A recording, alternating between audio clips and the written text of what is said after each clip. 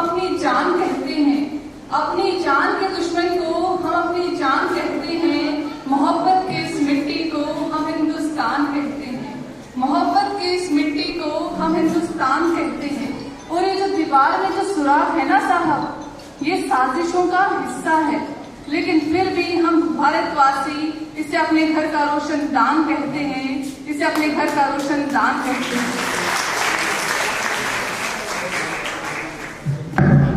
वीर शेर विवेकी निर्णायक मंडल, विभिन्न महाविद्यालयों में नेहरू युवा केंद्र से आए अतिथिगण, मुख्य अतिथिगण, सभा में उपस्थित प्राध्यापकगण व मेरे युवा साथी, सबसे पहले आप सभी को मेरी तरफ से तहे दिल से नमस्कार।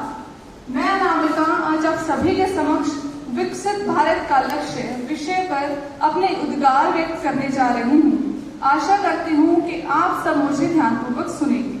महोदय, भारत शब्द का संधि विच्छेद करें तो भा यानी शोभा और रत यानी पूर्ण, अर्थात जो शोभा पूर्ण हो, जो अपने नाम को चरितार्थ करे, ऐसा होगा मेरा विकसित भारत, मेरा गौरवशाली भारत।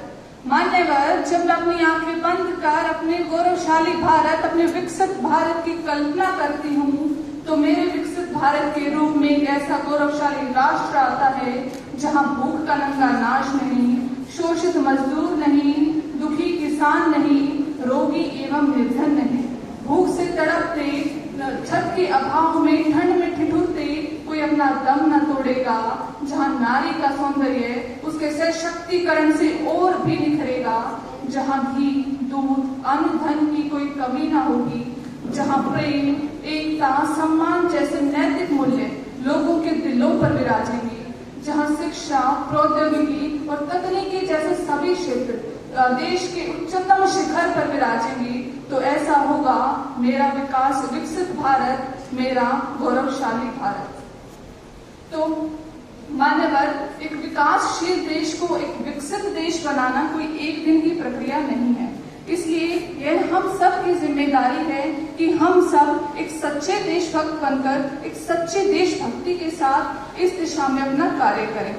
तो मैं नहीं मानता, अब देशभक्ति की बात की जाए तो मैं नहीं मानती कि अपने व्हाट्सएप और फेसबुक की डीपी को 3 रंगों में रंग देना ही देशभक्ति है। और अगर आप कहेंगे कि साल में 2 दिन अपने हाथ में तिरंगा झंडा ले लेना देशभक्ति है, तो मैं आपसे पूछना चाहूंगी कि फुटपाथ का वो गरीब बच्चा जो अपने हाथ में तिरंगा झंडा लेकर चमचमाती धूप में उसे बेचने के लिए घूमता है, तो क्या ये उसकी देशभक्ति है? जी नहीं, ये उसकी देशभक्ति नहीं, बल्कि उसके पेट की भूख है।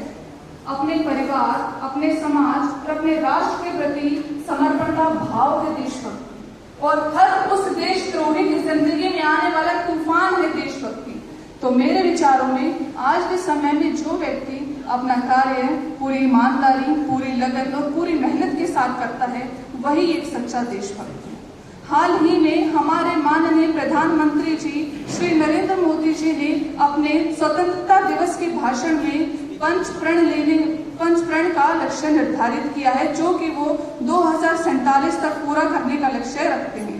तो अब बात की जाए तो उन्होंने सन 2047 ही क्यों चुना? क्योंकि जैसा कि हम सभी जानते हैं कि सन 1947 को हमारे देश को, हम सभी को अंग्रेजों के चंगुल से आजादी मिली थी। तो सन 1947 से लेकर सन 2047 को हमारे भारत को अंग्रेजों के चंगुल से आजादी मिले पूरे 100 वर्ष पूरे हो जाएंगे। तो इसका कारण यह है। तो चलिए अब चर्चा करते हैं 5 प्रणों की, जो हमारे माननीय प्रधानमंत्री श्री नरेंद्र मोदी जी ने निर्धारित किए हैं। तो उसमें पहला प्रण है अपने भारत देश को आने वाले 25 वर्षों में एक विकसित देश बनाना। माननीय, ये केवल हमारे प्रधानमंत्री जी की जिम्मेदारी नहीं है, बल्कि यह हम सब की, आपकी, मेरी, हम सब की जिम्मेदारी है कि हम सब मिलकर इस दिशा में अधिक से अधिक कार्य करें। दूसरा संकल्प है गुलामी के छोटे से छोटे अंश से मुक्ति पाना। जी हाँ, सबसे पहले, आजादी से पहले अंग्रेजों ने हमें गुलाम बनाकर रखा था, और अगर हमें हमारे भीतर बाहर अगर कहीं भी गुलामी का अगर छोटे से छोटा अंश भी अगर हमें कहीं नजर आता है, तो हमें उससे मुक्ति पानी ही होगी। तो यह है हमारे माननीय प्रधानमंत्री जी का दूसरा लक्ष्य। तीसरे लक्ष्य लक्ष्य की बात की जाए तो तीसरा लक्ष्य है अपनी विरासत पर गर्व करना। जी हाँ, हमें अपनी विरासत पर गर्व करना चाहिए, क्योंकि ये वही विरासत है जिसने हमें स्वर्ण काल दिखलाया। ये वही विरासत है जो हमें समय समय पर बदलाव करने की आदत देती है, हमें समय समय पर बदलाव करने की शक्ति देती है। तो यह था हमारा तीसरा प्रण। चौथे प्रण की बात की जाए तो चौथा प्रण है एकता और एकजुटता। जी हाँ, हमारा देश, जैसा कि हम सभी जानते हैं कि अनेकता में एकता के नाम से जाना जाता है। जी हाँ, हमें बिना किसी मतभेद के हमें आपस में प्रेम पूर्वक रहना चाहिए। अब पांचवें प्रण और पांचवें और आखिरी प्रण की बात की जाए तो पांचवा और आखिरी प्रण है नागरिकों में कर्तव्य की भावना।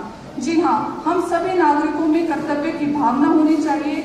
हमें एक साथ एकजुट होकर, एक साथ मिलकर इस दिशा में अधिक से अधिक कार्य करना होगा, क्योंकि जिंदगी की असली उड़ान अभी बाकी है, कई इम्तिहान अभी बाकी हैं। अभी तो नापी है मुट्ठी भर जमीन हमने, अभी तो पूरा आसमान बाकी है, अभी तो पूरा आसमान बाकी है। तो इन्हीं शब्दों के साथ मैं अपनी वाणी को विराम देना चाहूंगी। धन्यवाद। जय हिंद, जय भारत।